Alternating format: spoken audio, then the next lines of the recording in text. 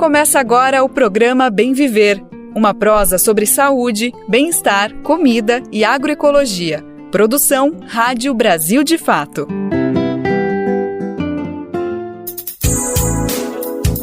E bora para mais uma? Tá começando mais uma semana e com ela mais uma edição do Bem Viver. Hoje é segunda-feira, dia 22 de abril de 2024. É o Bem Viver que tá no ar, uma produção do Brasil de Fato. Eu sou o Lucas Weber e tô contigo nessa próxima uma hora para falar sobre tudo que é importante que tá acontecendo no Brasil e no mundo. Mais uma semana super agitada. Vamos juntos e juntas então falar sobre muitas movimentações de povos e comunidades que estão acontecendo nesse mês de abril, que cobra uma sociedade mais justa e igualitária. Bora então saber quais são os destaques que a gente preparou para a edição de hoje. Começa nessa segunda-feira o ATL, Campamento Terra Livre, e para marcar essa 20ª edição a gente tem um papo super especial com a liderança indígena Kleber Caripuna da PIB, Articulação dos Povos Indígenas do Brasil. Acompanhamos o encontro de mulheres da Teia dos Povos realizado na Bahia. Por terra e território, elas se reúnem para denunciar a violência e defender a vida. Ministra do Meio Ambiente, Marina Silva, avalia quais são as chances do governo explorar petróleo na Amazônia. Justiça Federal derruba a resolução do Conselho Federal de Medicina que dificultava o acesso ao aborto por vítimas de estupro. Também conversamos com Seres Radit, do MST, sobre um balanço da Jornada Nacional de Luta pela Reforma Agrária. Esses são alguns, mas são vários os destaques do programa de hoje. Bora lá que ele tá só começando. A gente começa o programa de hoje já falando justamente da maior mobilização indígena que acontece no Brasil e nesse ano está em festa especial porque está completando 20 anos de história, exatamente. Estamos falando do ATL, o Acampamento Terra Livre, que acontece desde 2004 e agora nessa edição de 2024, portanto completa 20 anos. Nesse exato momento, Brasília está completamente mobilizada, acampamento tomando toda a capital federal, justamente por conta de milhares de indígenas de todas as cidades, de todos os estados, do país que estão concentrados na capital federal. A gente vai falar mais sobre essa mobilização que começa hoje, segunda, e segue pelos próximos dias. E eu tô aqui com um dos responsáveis, uma das pessoas que segura esse bastião há muitos anos e tá cada vez mais firme, mais vivo nessa luta. Eu tô falando de Kleber Caripuna, ele que é coordenador executivo, da PIB. Desde já, Kleber, obrigado pela disponibilidade para conversar com a gente, viu? Olá, Lucas, tudo bom? Obrigado, por abrir esse espaço. De fato, hoje iniciamos as programações do nosso 20º Acampamento Terra Livre, essa maior mobilização indígena, dos povos indígenas do Brasil, e também reconhecida a nível globalmente como uma das grandes assembleias dos povos indígenas. Então, estamos aqui iniciando no dia de hoje esse nosso acampamento.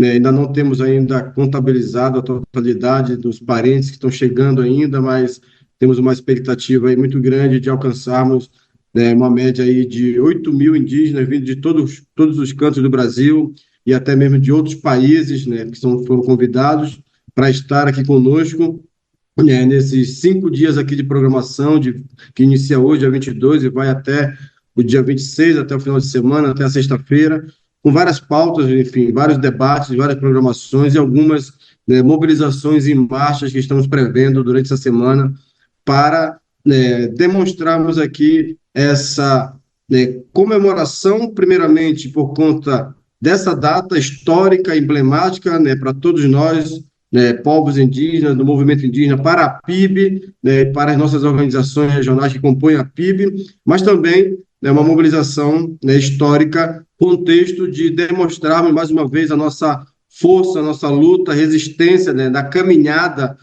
na luta da defesa dos direitos e da cobrança por políticas públicas mais efetivas para os povos indígenas. Então, o Acampamento Terra Livre iniciando no dia de hoje, as programações, e seguimos ao longo da semana, e muito obrigado por abrir esse espaço para estarmos trazendo aqui né, a realização do nosso acampamento Terra Livre. Imagina, a gente que agradece a disponibilidade para estar conversando com a gente, trazendo todos esses detalhes, essas análises aqui no Brasil de Fato, no Bem Viver, a gente vai acompanhar cada dia de mobilização, depois também fazer um balanço. É muito importante o que está acontecendo, como o senhor disse, é um momento de festa, né? 20 anos para um evento não é para qualquer um, não é qualquer coisa quando se contempla 2 décadas de execução.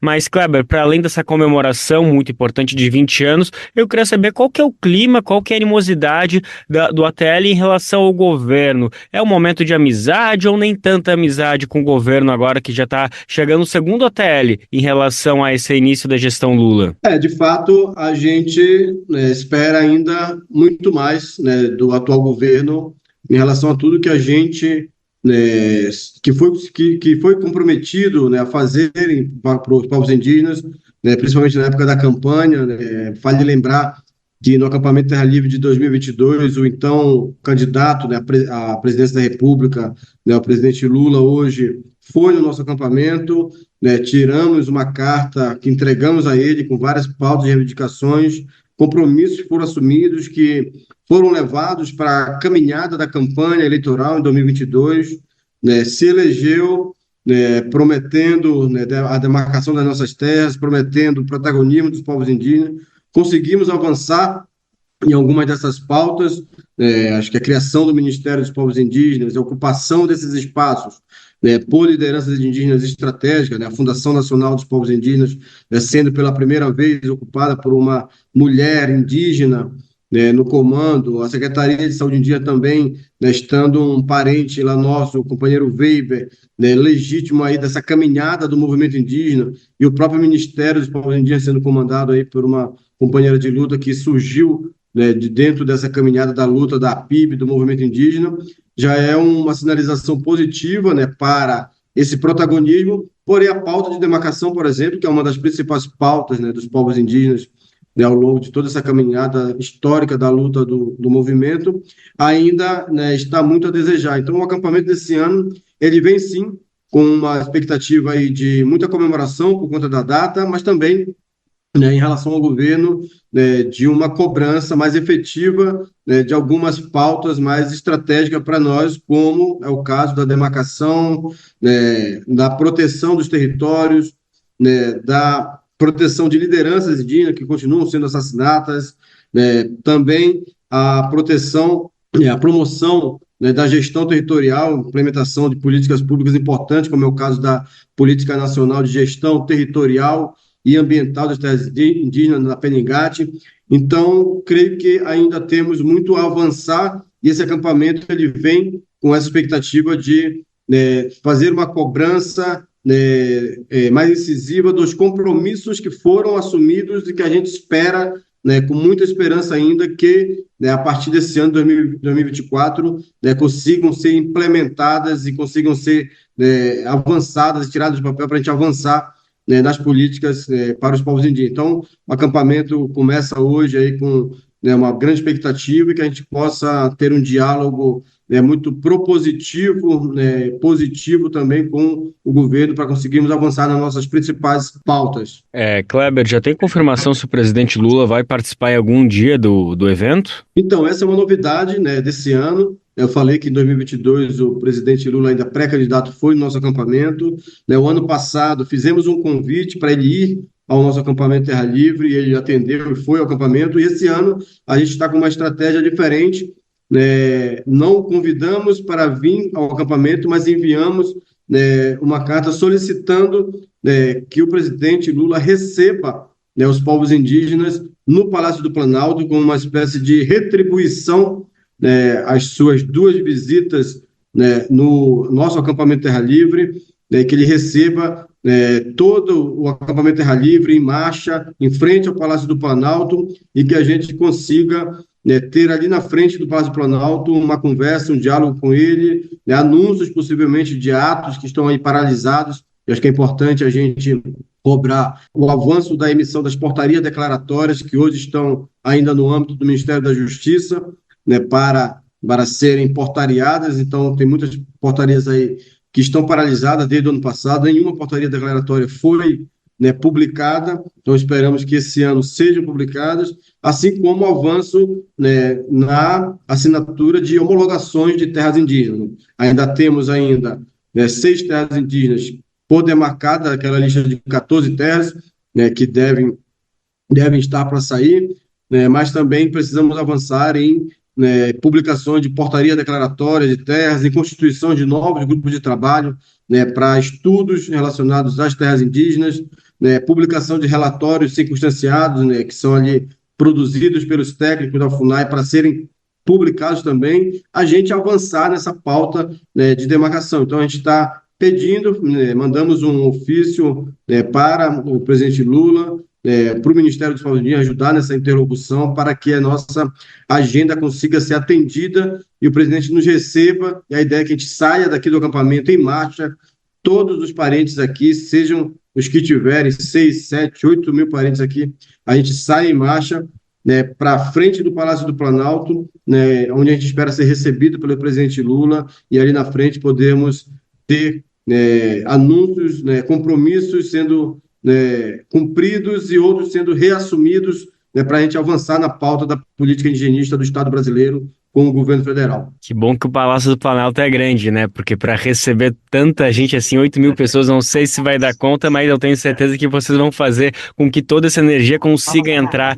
Kleber, já tem uma data prevista para que esse encontro aconteça? Ainda não, ainda estamos aguardando um retorno, né, então não temos ainda nenhuma, né, confirmação, perspectiva de que dia da semana, né, estaria ocorrendo. Bom, Kleber, o senhor estava comentando, o governo federal já demarcou 8 territórios indígenas desde que começou essa gestão. Tem um comprometimento da ministra Sônia Guajajara que ainda nesse abril indígena mais 6 territórios, totalizando 14, que era uma promessa ainda do início do governo, né? Mas a gente sabe que ainda tem mais de 50 territórios que precisam ser demarcados, mas a gente vive uma situação extremamente complicada que esse ATL agora tem um retrocesso muito grande, que é o marco temporal em vigência, né? Eu quero escutar vocês, em nome da PIB, se o marco temporal que foi promulgado esse ano pelo Congresso Nacional, ele está em vigência, ele está acontecendo, tem territórios que estão ameaçados diretamente por conta dessa lei que, embora tenha sido derrubada pelo STF, ela de fato foi promulgada pelo Congresso, ela está acontecendo? É uma ameaça real? Sim, Lucas, com certeza, né, é uma ameaça real,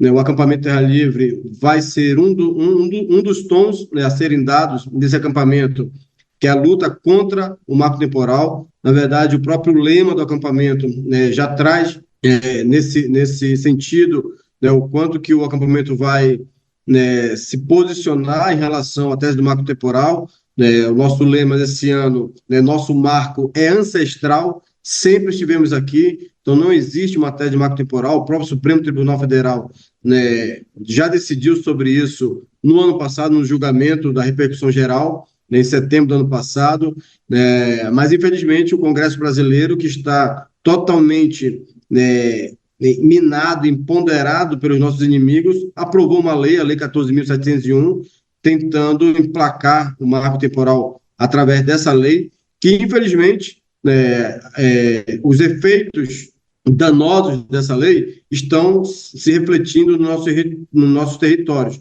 com conflitos, né, ampliando-se, aumentando, né, nas regiões por conta, né, de possivelmente os efeitos da lei, assassinatos de lideranças indígenas, né, acontecendo, né, nos territórios por conta possivelmente dos efeitos da lei. A PIB, ainda no final do ano passado, no mesmo dia que a lei foi promulgada pelo presidente do Senado, Rodrigo Pacheco, né, a gente entrou com uma ação direta de inconstitucionalidade, né, que está sendo ainda analisada, está na mão do ministro Gilmar Mendes, que infelizmente não vemos com muitos bons olhos, né, alguma sinalização, né, positiva de colocar para pauta esse debate.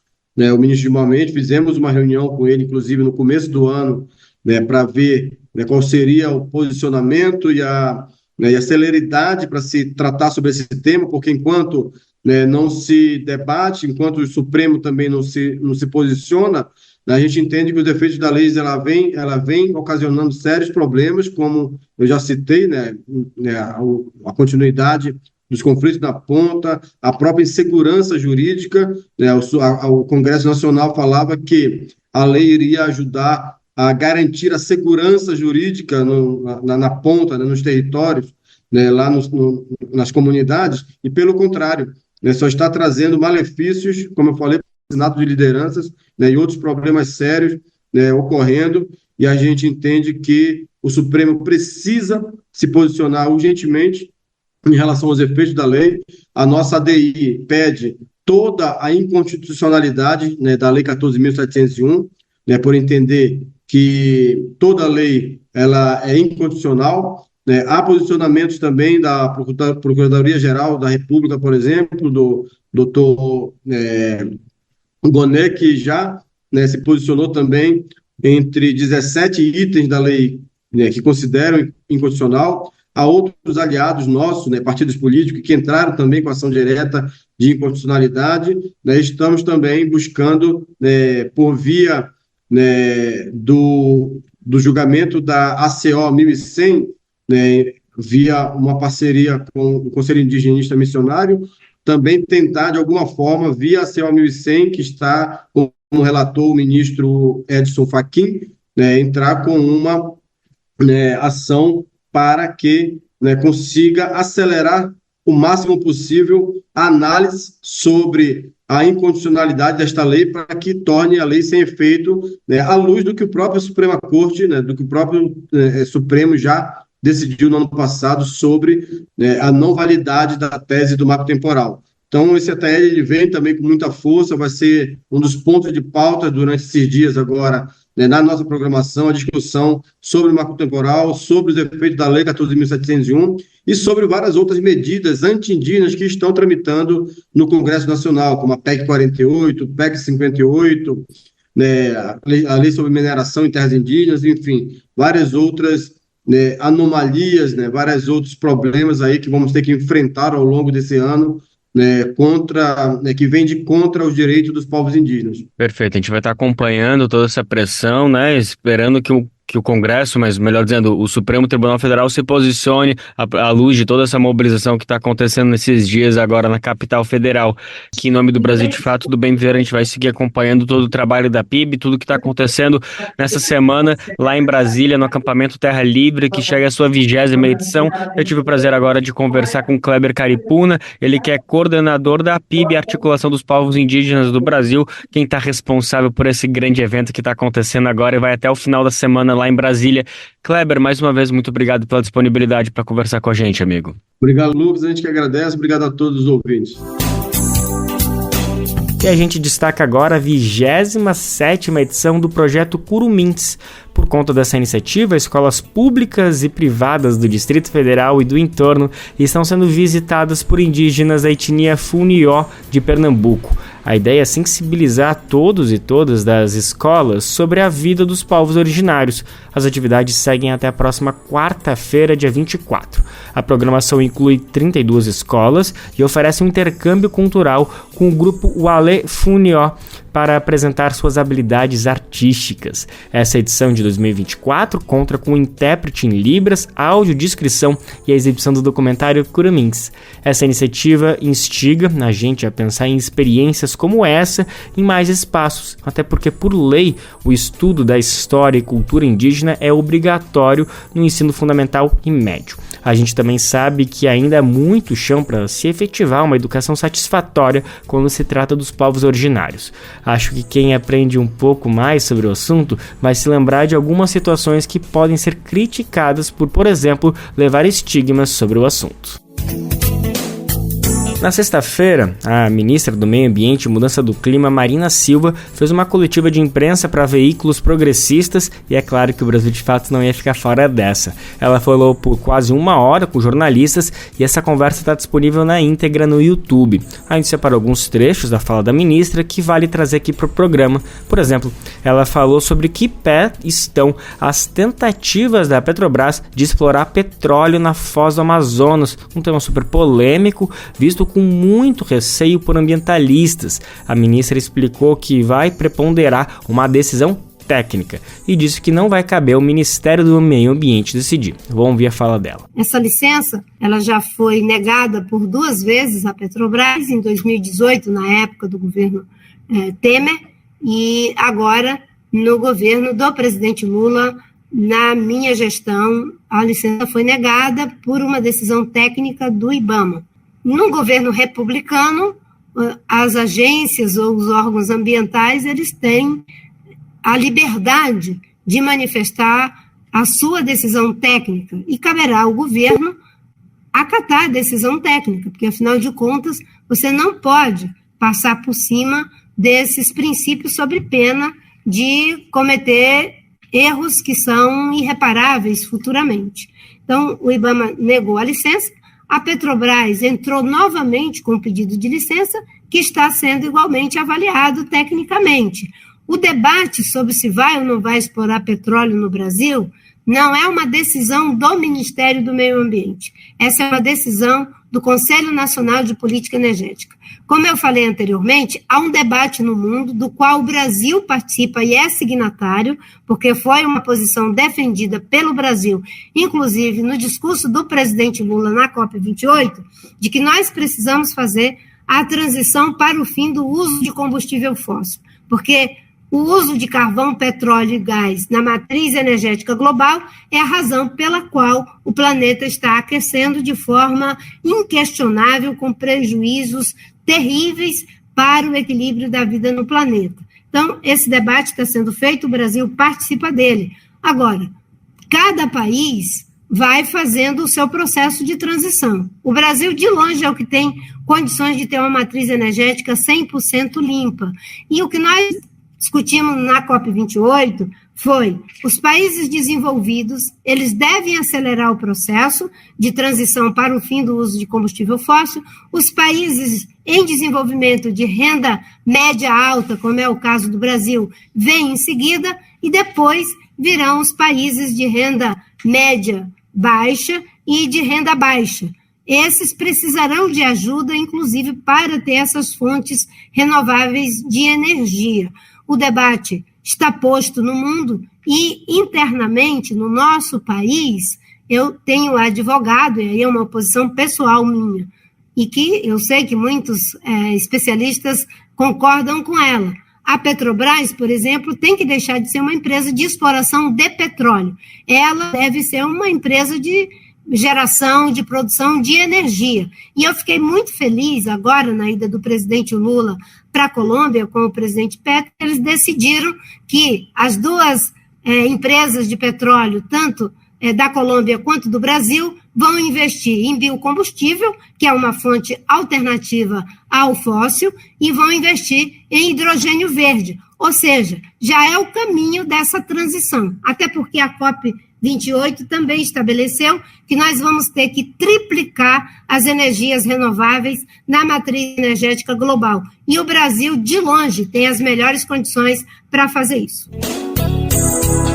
Marina Silva também fez um balanço entre a sua gestão nesse governo Lula em relação à primeira passagem dela no Ministério do Meio Ambiente, que também foi com o Lula na presidência há basicamente 20 anos atrás. Vamos ouvir o depoimento dela. O maior desafio é o que já estava posto no primeiro Lula: mudar o modelo para um modelo sustentável de desenvolvimento. Esse é o maior desafio. E eu fico muito feliz que nesse terceiro Lula, a questão de ter uma política ambiental que não é setorial, que é transversal, ela está posta como um comando do presidente Lula. Não é por acaso que quem coordena o plano de transformação é o ministro da Fazenda, porque ele que tem os instrumentos econômicos para viabilizar os meios para que aquilo que é pensado e é planejado possa ter o devido suporte financeiro. O plano de transformação ecológica foi feito em parceria com o Ministério da Fazenda, nós tivemos uma participação forte.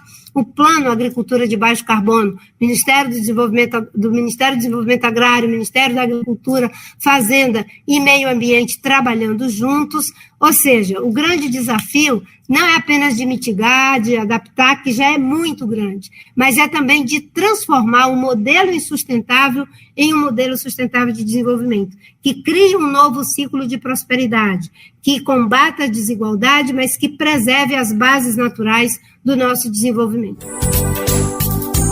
A coletiva completa você encontra no YouTube do Barão de Tararé, o responsável por organizar essa entrevista e chamar o Brasil de Fato, inclusive. Então fica aqui o nosso agradecimento e parabéns para toda a galera do Barão que faz esse trabalho fundamental para o jornalismo brasileiro.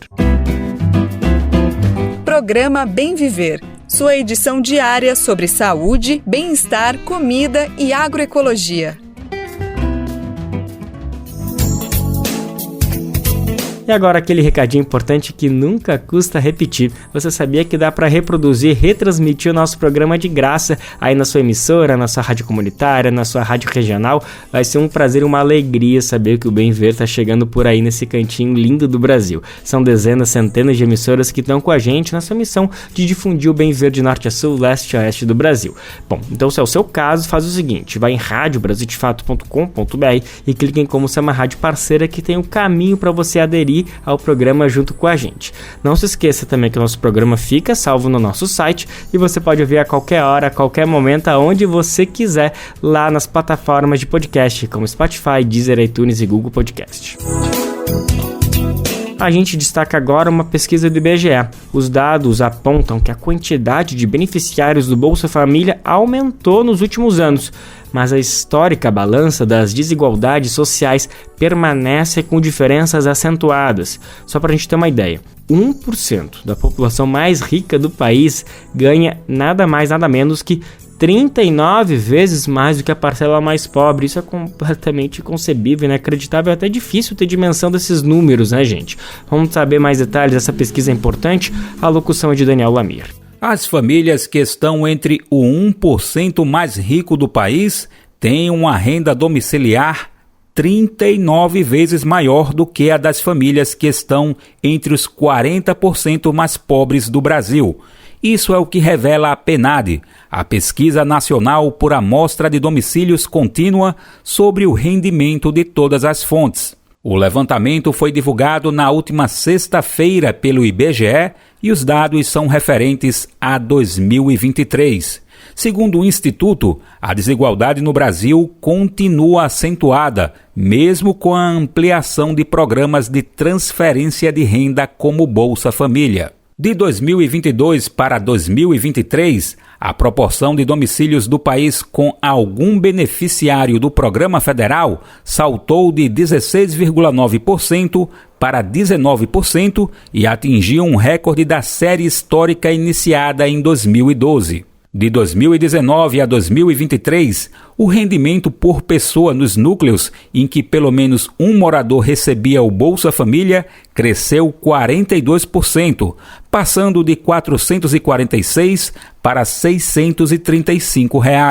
Já nos domicílios em que não havia beneficiário do programa, o crescimento não passou de 8%, sendo de R$ 2.051 para R$ 2.227. Ainda assim, os 10% da população com maior rendimento domiciliar tinha uma renda mais de 14 vezes maior do que a dos 40% com menores rendimentos em 2023. A desigualdade, apesar de alta, é a menor da série histórica da pesquisa. O valor máximo foi observado em 2018, cerca de 17 vezes. Além disso, a renda dos mais ricos aumentou ainda mais. No caso dos 5% com maior rendimento, a alta foi de 38%.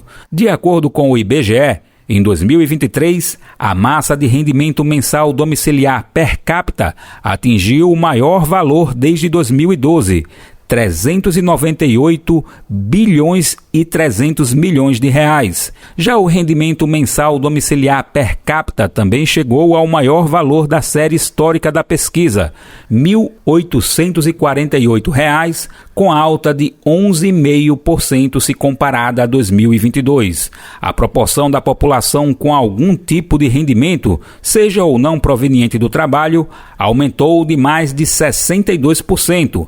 Isso representa um salto de 134 milhões de pessoas em 2022 para 140 milhões no ano passado, um número inédito. Outro recorde foi a proporção da população com rendimento habitualmente recebido do trabalho, que passou de 95 milhões de pessoas em 2022 para 99 milhões em 2023. Do Recife, da Rádio Brasil de Fato, locução Daniel Lamir. Ouvir matérias assim reforçam o argumento de muitos movimentos populares de que o país precisa de mudanças radicais para diminuir suas desigualdades abissais. Brasil de Fato, uma visão popular do Brasil e do mundo. Leia e ouça as informações que mais interessam no seu dia. Política, economia, direitos humanos, cotidiano, saúde e cultura, tratados com pluralidade e diversidade. Jornalistas, articulistas e movimentos populares reunidos em um só veículo. Esse é o Brasil de Fato. Conteúdos em texto, áudio e vídeo que informam e contribuem na luta por uma sociedade mais justa e fraterna. Quer ficar por dentro? Então acesse brasildefato.com.br.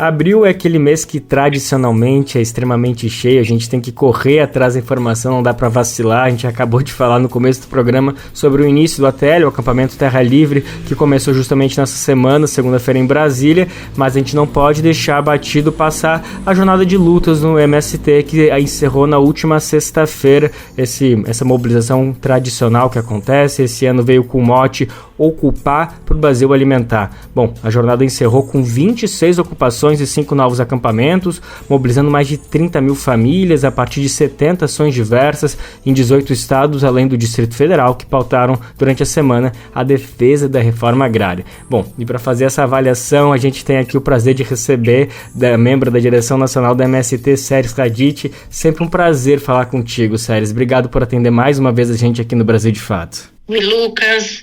Olá a todos que nos escutam. Prazer é nosso poder sempre dialogar aí com o nosso povo.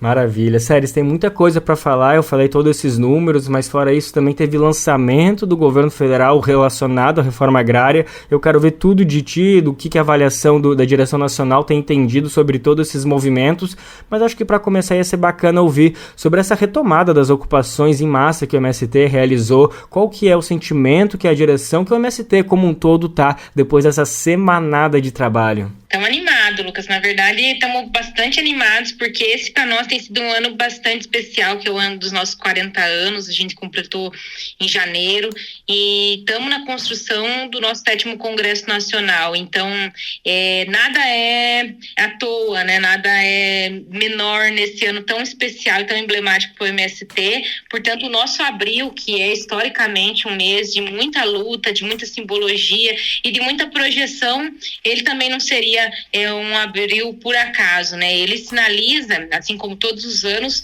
o tom, a toada, o ritmo que o nosso movimento vai ter no próximo período. Portanto, essa definição e efetivamente essa concretude do fazer, um processo de retomada das lutas, das mobilizações, das marchas, das ocupações de terra massivamente e nacionalizadamente durante essa semana em especial, né, de maneira sincronizada, para nós tem um significado bastante especial, porque direciona a nossa militância, o nosso povo, e também sinaliza para a sociedade como o que o movimento vem pensando e como ele pretende se posicionar diante da sociedade nesse cenário. Perfeito. Quero voltar a falar um pouquinho mais sobre o Abril Vermelho, mas antes eu acho que ia ser bacana a gente falar um pouquinho desse anúncio que veio logo na segunda-feira, quando começou a mobilização do MST por conta aí da jornada de luta pela terra, que foi esse programa Terra da Gente. Contou com o presidente Lula, com o ministro do Desenvolvimento Agrário, Paulo Teixeira. É um programa que, segundo o governo federal, é para dar mais celeridade, agilizar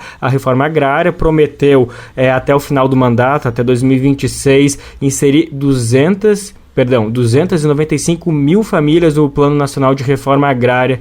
Bom, Séries, como que o MST recebeu esse anúncio do governo? Bom, vindo numa semana tão especial como é a semana do 17 de abril, pra gente, primeiro a gente entende como um grande sinal do governo de dizer: queremos debater a reforma agrária, queremos trazer isso para a pauta política, e isso, para nós, conjugado também a um processo de luta, é interessante, porque a gente estava emergindo exatamente naquele dia 15, num processo de muitas ocupações, de muitas mobilizações, grandes audiências públicas, marchas e outros tipos de manifestações nos estados, e publicamente o governo chamou, né, esse lançamento do Terra da Gente lá no Palácio do Planalto para comprometer organizações sociais, várias organizações camponesas de luta pela terra estavam presentes, e o governo federal, a imprensa, a sociedade, para anunciar esse esforço que tem sido por parte do governo federal, especialmente por parte do INCRA, essa sistematização das várias ferramentas possíveis, e algumas mais novas, outras já velhas conhecidas nossas, mas as várias possibilidades de se organizar a reforma agrária e efetivamente resolver esse problema da questão agrária no Brasil. De um lado, a gente cria, claro, uma expectativa, e esse é um bom sinal do governo em estar organizando isso para poder dar celeridade ao processo de organização das demandas dos conflitos agrários no Brasil. De outro lado, a gente entende que esse plano ele só é possível de ser efetivado na medida em que ele tenha prioridade política, orçamento destacado para isso, servidores organizados, né, e destinados também a partir do INCRA, do MDA e de outros ministérios nessa grande força-tarefa que é de enfrentar os conflitos agrários que a gente tem hoje no Brasil. Em relação ao número que o governo anuncia, das 295 mil famílias que ele pretende incorporar no programa, né, contando, né, as 50 mil que ele já incorporou desde o ano passado até 2026, a gente entende também que faz parte de um processo, de uma concepção ampla daquilo que o governo entende como regularização fundiária, que é também importante, necessário. Então passa desde a regularização de lotes que hoje estão irregulares nos assentamentos, da criação e reconhecimento de unidades remanescentes de quilombos, territórios remanescentes de quilombos, de outros tipos de projetos, né, e programas vinculados aí à conservação, também a projetos de desenvolvimento sustentável, mas concretamente o nosso foco, sem dúvida nenhuma, está na pauta da reforma agrária. Então, efetivamente, desses 295 mil, ainda não ficou claro para nós quantos efetivamente serão os contemplados em novos projetos de assentamento, que é o que realmente nos interessa e é o que é a nossa pauta. Hoje, por exemplo, Lucas, só organizados pelos acampamentos do MST, a gente já tem mais de 75 mil famílias acampadas. Então é um número bastante grande e que o governo efetivamente precisa apresentar mais do que um plano, um cronograma de ação com orçamento, com disposição de gente e disposição política para conseguir resolver nesses próximos pouco mais aí de 2 anos e meio que ainda temos de mandato do presidente Lula. Ótimo, Séries. Já que você tocou um pouquinho nesses números, eu queria ver um pouquinho da reflexão, porque pelo que eu entendi, esse anúncio de que 50 mil famílias foram assentadas no ano passado pegou o próprio MST de surpresa, que não entendeu muito bem de onde veio esse número, né? Porque, como você estava dizendo, tem algumas famílias que, na verdade, foram regularizadas, elas já de fato estavam assentadas, não foi exatamente um assentamento, uma terra homologada, registrada. O MST está de acordo com esse número de 50 mil? Exatamente, Lucas. Desses 50.852 famílias, que é o total número anunciado pelo governo, quase a metade, 24, quase 25 mil famílias, são regularizações dentro de áreas de assentamentos que já existiam. Concretamente, projetos de assentamentos criados naquele ano de 2024, e leia-se dentro disso sem orçamento, porque inclusive esses projetos já eram processos antigos que ficaram parados do governo Dilma durante esse período de golpe, que foram retomados durante o ano passado pelo governo. Então, concretamente, foi criado ano passado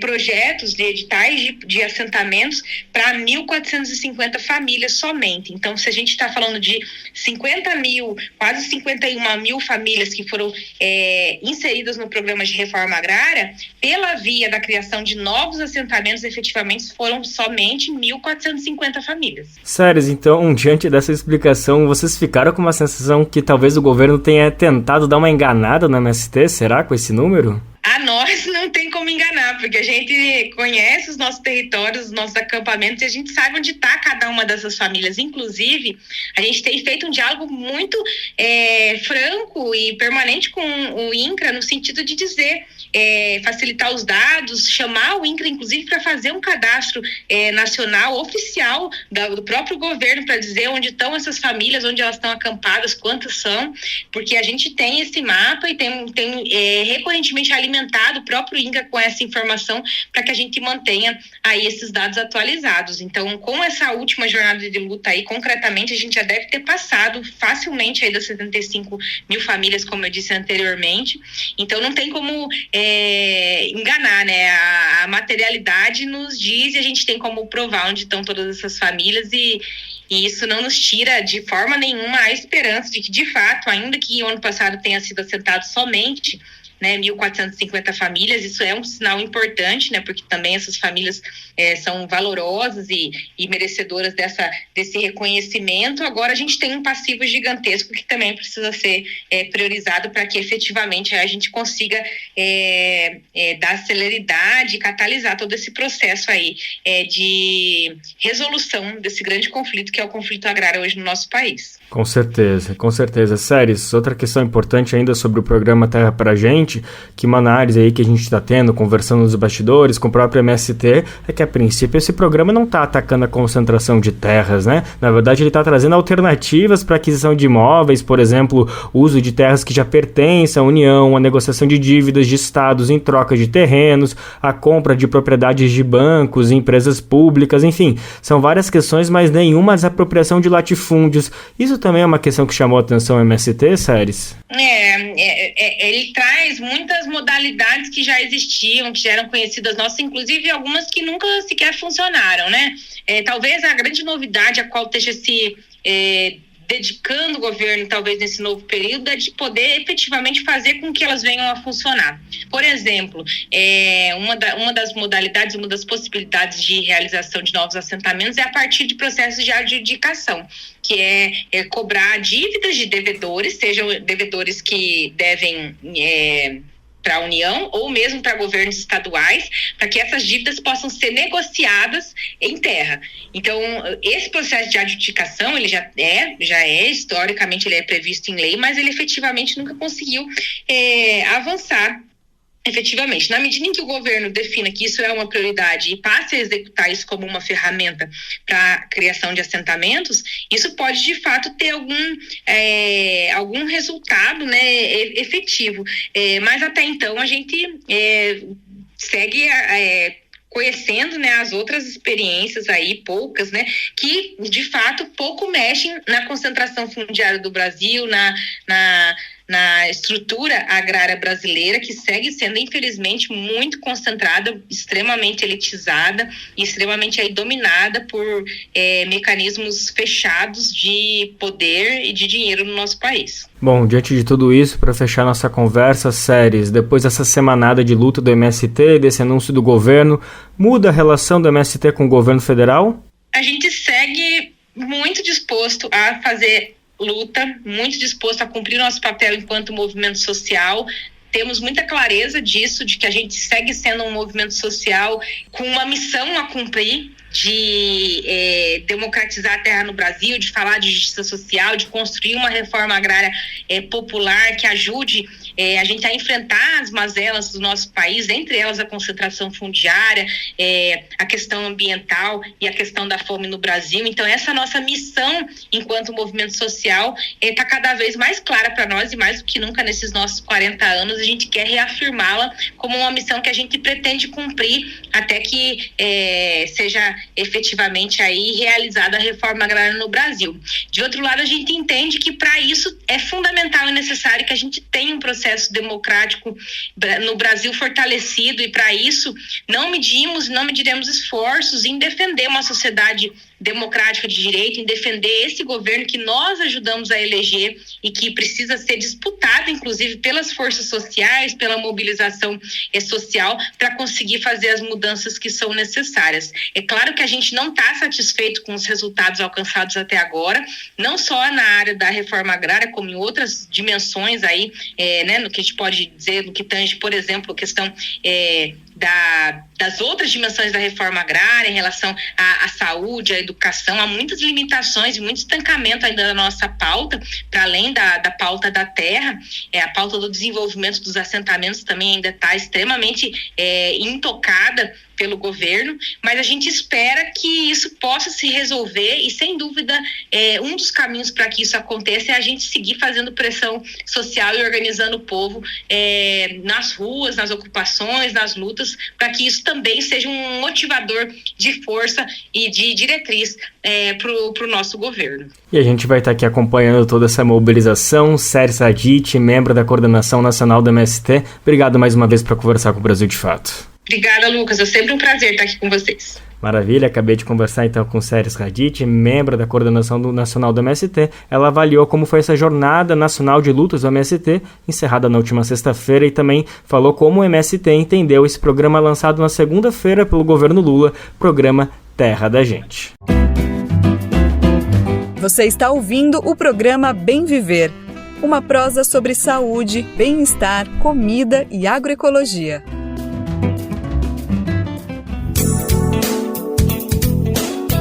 E para ninguém esquecer, a gente tem um encontro marcado sempre de segunda a sexta-feira a partir das 11 horas da manhã pelo rádio e também pelas principais plataformas de podcast no site Brasil de Fato, na aba rádio por meio das rádios parceiras. Para quem está aqui em São Paulo, o Bem Viver é transmitido pela Rádio Brasil Atual, a nossa grande parceira RBA, pela 98,9 FM. E para todo mundo, para o mundo inteiro, a gente chega por meio da nossa rádio web, lá em radiobrasildefato.com.br. Lembrando que o programa fica salvo no nosso site e você pode ouvir nas principais plataformas de podcast também. Agora a gente destaca que a Justiça Federal derrubou uma resolução do Conselho Federal de Medicina que dificultava o acesso ao aborto por vítimas de estupro. Na decisão, a juíza lembrou que não compete ao Conselho restringir um direito legalmente garantido na Constituição há décadas, gente. Vamos saber mais detalhes dessa decisão, a reportagem de Douglas Matos. A Justiça Federal do Rio Grande do Sul suspendeu uma norma do Conselho Federal de Medicina que dificultava o acesso ao aborto legal em casos de estupro. O Judiciário respondeu a um questionamento encaminhado pelo Ministério Público Federal com o apoio da Sociedade Brasileira de Bioética e do Centro Brasileiro de Estudos da Saúde. A resolução do CFM foi publicada no Diário da União no dia 3 de abril e vetava o uso de assistolia fetal nas vítimas de abuso sexual com gestação de mais de 22 semanas. Conforme explica o órgão, esse procedimento consiste na administração de certas drogas durante o processo abortivo. Na prática, a medida impossibilitava o acesso ao direito pelas vítimas de violência. Em sua decisão, a juíza Paula Weber Rosito, da 8ª Vara da Justiça Federal de Porto Alegre, lembrou ainda que não é da competência do órgão restringir o procedimento. Em sessão sobre o tema, na Comissão de Previdência, Assistência Social, Infância, Adolescência e Família da Câmara dos Deputados, a deputada federal Érica Hilton, do PSOL, fez uma fala na mesma linha, ressaltando que o debate em questão deve ser do Parlamento brasileiro. Este debate, fantasiado de defesa da vida, não cola mais. Já está superado. Inclusive, na semana passada, acontecia nesta casa a cassação de um deputado envolvido em mandar matar, ceifar uma vida, e os mesmos que defendem a vida agora se omitiram, votaram pelo não. Quais vidas importa? Agora, se essa vida é negra, se essa vida é trans, se essa vida é LGBT, se essa vida é pobre na periferia, aí ela não importa. Nos poupe do cinismo, nos poupe dos malabarismos retóricos. Respeite a Constituição, respeite a lei e deixe que esse debate de fato aconteça dentro do Parlamento e não com o Conselho Federal. A deputada Érica Hilton reforçou ainda que a discussão do Congresso já estabeleceu o direito ao aborto em casos de estupro, de perigo à gestante ou de anencefalia do feto. E pediu, mais uma vez, o cumprimento da legislação brasileira. De São Paulo, da Rádio Brasil de Fato, locução Douglas Matos. Mais de 300 mulheres se reuniram no assentamento Terra Livre em Arataca, na Bahia, para o 4º encontro de mulheres da Teia dos Povos. Foram 5 dias de encontro, cheio de trocas de saberes, reflexões, práticas, celebrações, rituais e místicas. O tema da edição foi Mulheres em Defesa da Vida por Terra e Território. O evento contou com indígenas, quilombolas, mulheres de povos e territórios de matriz africana, pescadoras, marisqueiras, quebradeiras de coco, assentadas, mulheres do campo, de favelas e das periferias urbanas. A reportagem do Brasil de Fato acompanhou tudo de pertinho desse evento que ecoou a memória de lideranças importantes, como a liderança Nega Pataxó e Mãe Bernadette, que faleceram, foram assassinadas, melhor dizendo. É importante a gente fazer esse marco. Bom, a reportagem de Pedro Estrapassolas, que esteve lá, e a gente vai conferir agora no Momento Agroecológico. Lutar por terra e território e defender a vida. No mês de luta internacional das mulheres, cerca de 300 lideranças femininas de diversas partes da Bahia e do Brasil se reuniram no assentamento Terra Vista, em Arataca, na Bahia, para o 4º encontro de mulheres da Teia dos Povos. É o que explica Solange Santos, liderança feminina do assentamento Terra Vista e uma das fundadoras da Teia. São várias violências que a gente enfrenta e que a gente entende que a gente precisa fazer essa unidade, né? Ampliar mais esse debate sobre essa questão das violências. E ao mesmo tempo, no que se refere às mulheres, a gente entende que a gente precisa lutar pela vida, porque nós geramos vida. E quando a gente gera vida, o agronegócio é um dos nossos principais inimigos, é o agronegócio. Porque o agronegócio não gosta de vida na terra. E a terra, ela é vida, ela é mãe, ela reproduz vida. Foram dias de trocas, reflexões práticas e místicas entre representantes indígenas, quilombolas de povos e terreiros de matriz africana, além de pescadoras assentadas e mulheres do campo e das periferias urbanas. Como pontua a mestra Tupinambá Nádia Acauã. Esse momento é para uma reflexão de uma sociedade geral, para que todas as pessoas que têm contato com mulheres, que têm mulheres, comecem a perceber o quão essa terra é feminina, o quão a agroecologia é feminina e quantas coisas eles precisam ainda aprender com esse feminino. A liderança política e religiosa da luta Pataxó, a mestra Maiá Muniz, é irmã de Nega Pataxó, que foi assassinada em janeiro deste ano no território indígena Caramuru, Catarina, Paraguaçu. A Nega, que sempre ela fazia parte do encontro de mulheres em todos os lugares, Rio de Janeiro, aonde mandasse chamar ela estava lá participando junto com as mulheres, fazendo um trabalho de base para as comunidades.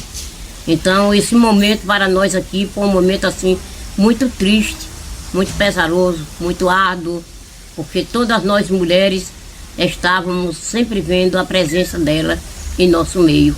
Então para nós foi muito forte esse encontro aqui, sem a presença dela no momento, mas ela não estava em corpo presente, mas estava em espírito, estava em alma, estava que ela não morreu para nós, ela não morreu.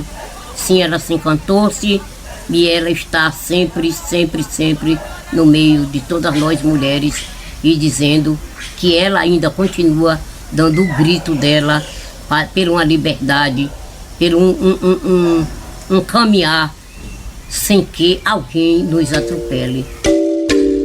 Liderança quilombola de Ilha de Maré, Marizélia Lopes é mãe de 3 filhos e vem de uma família de 10 mulheres. A marisqueira luta pela defesa dos manguezais e dos territórios pesqueiros em uma ilha cercada por indústrias petroquímicas. Para o capital é muito fácil jorrar sangue do nosso povo, mas para nós que lutamos pela vida, para a gente é muito difícil concordar, né, e aceitar esse projeto que está sancionado, que está sendo legitimado pelo nosso Estado.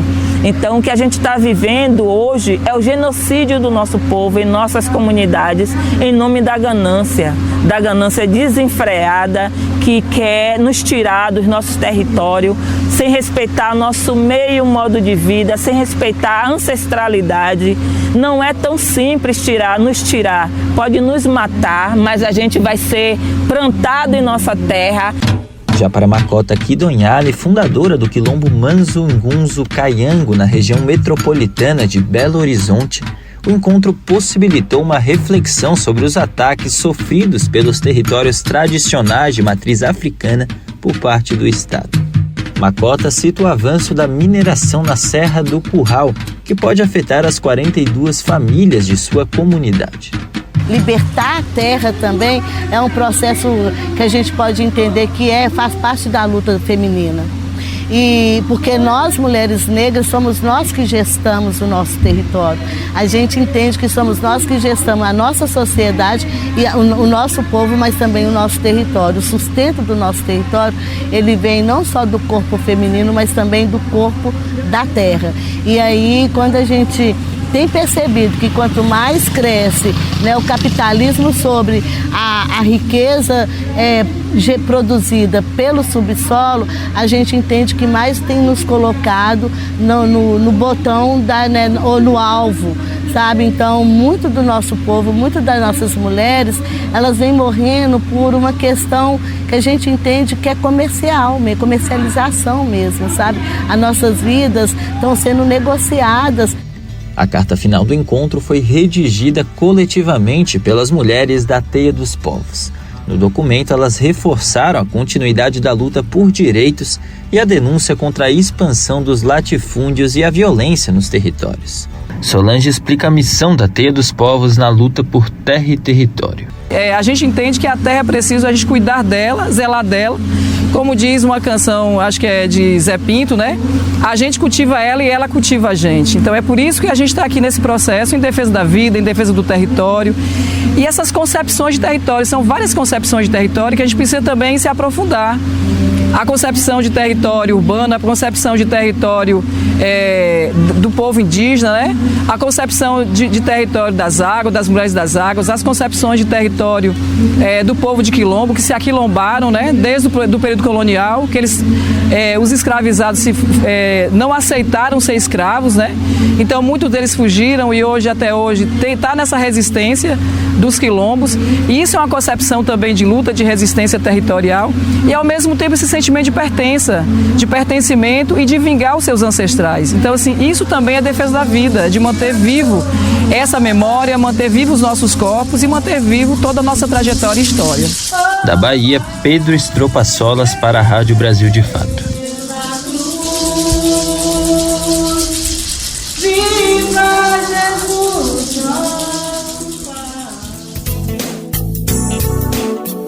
E assim a gente encerra mais uma edição do programa de hoje com a música ao som de Caminhos Alternativos do poeta, cantor e compositor Zé Pinto, uma liderança super importante que sempre tá junto, pegando no violão e na enxada do MST.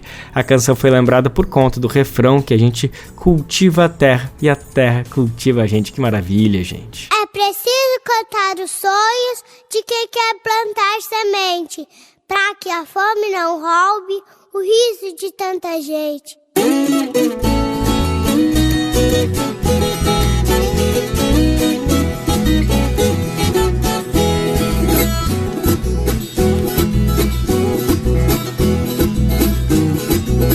Se plantar o arroz ali, se plantar o milho acolá, um jeito de produzir pra gente se alimentar. Primeiro canta do galo, já se levanta da cama, e o camponês se mistura à terra que tanto ama. Amar o campo ao fazer a plantação, não envenenar o campo é purificar o pão. Amar a terra e nela botar semente, a gente cultiva ela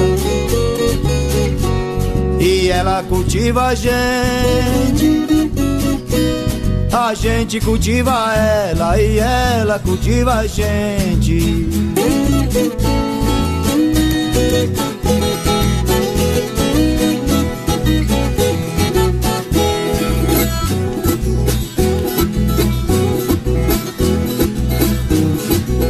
Choro virou alegria alegria, a fome virou fartura. E na festa da colheita, viola em noite de lua, mutirão é harmonia, com cheiro de natureza.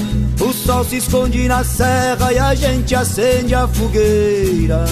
Amar o campo ao fazer a plantação, não envenenar o campo é purificar o pão. Amar a terra e nela... E assim a edição do Bem Viver de hoje fica por aqui, mas a gente está de volta sim ou sim, adivinha? Amanhã, nesse mesmo horário, a partir das 11 horas da manhã, a gente chega aqui na Rádio Brasil Atual 98,9 FM, na Grande São Paulo, no site radiobrasildefato.com.br, isso para o mundo inteiro. O programa vai ao ar em diversas rádios pelo país e a lista completa de emissoras que retransmitem o Bem Viver você encontra no nosso site, na matéria de divulgação diária do programa, que a gente aproveita para agradecer esses veículos por estarem com a gente. Valeu demais, tamo junto. E o Bem Viver também fica disponível como podcast no Spotify, Deezer, iTunes e Google Podcast. A apresentação deste programa foi de Lucas Weber, roteiro de Daniel Lamir, edição e produção de Daniel Lamir, Douglas Matos e Mariana Lemos, trabalhos técnicos de Lua Gattinone, Edson Oliveira e André Paroche, coordenação de rádio e TV Moniz e Ravena, diretora de programa de áudio Camila Salmásio, direção executiva Nina Fidelis, apoio toda a equipe de jornalismo do Brasil de Fato. Até amanhã, gente. Tchau, tchau. Você ouviu o programa Bem Viver, uma prosa sobre saúde, bem-estar, comida e agroecologia. Produção Rádio Brasil de Fato.